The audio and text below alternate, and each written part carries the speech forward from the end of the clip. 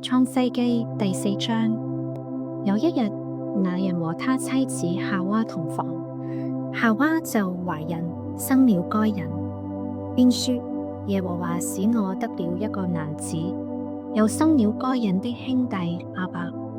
亞伯是牧羊的，該人是種地的。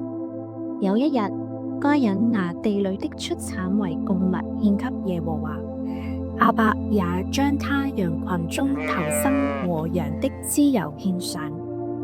耶和華看中了亞伯和他的供物，只是看不中該人和他的供物。該人就大大地發怒，變了臉色。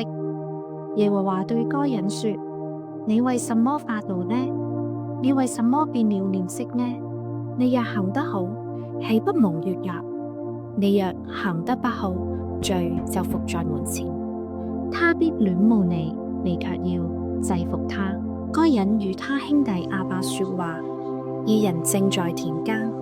該人起來打他兄弟亞伯，把他殺了。耶和華對該人說：你兄弟亞伯在哪裏？他說：我不知道，我豈是看守我兄弟的嗎？耶和華說：你做了什麼事呢？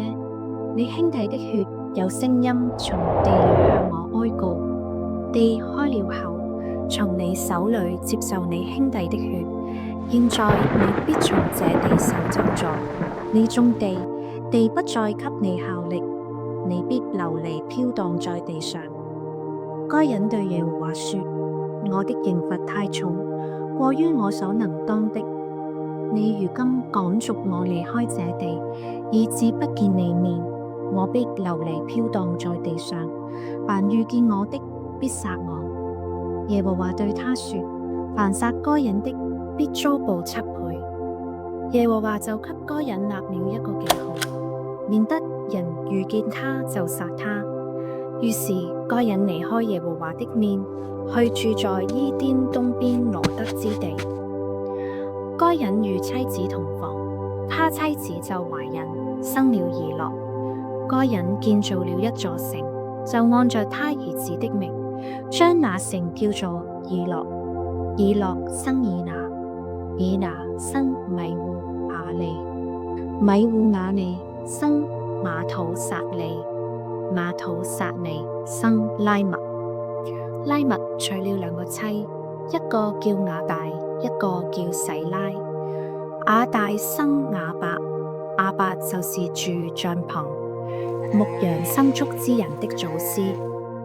亞伯的兄弟叫猶伯，他是一切彈琴吹簫之人的祖師。洗拉又生了土伯該人，他是打造各樣銅鐵利器的。土伯該人的妹子是那瑪。拉麥對他2個妻子說：亞大、洗拉聽我的聲音，拉麥的妻子細聽我的話語。壯年人傷我，我把他殺了；少年人損我，我把他害了。若殺該人，必遭7倍；殺拉麥，必遭報77倍。亞當又與妻子同房，他就生了一個兒子，起名叫塞得，意思說神另給我立了一個兒子代替亞伯，因為該人殺了他。塞得也生了一個兒子，起名叫以諾士。那時候人才求告耶和華的名。多謝你一齊讀經，亦多謝你讚好、留言、分享、訂閱。我哋下次再一齊讀經啊！Shalom Shalom。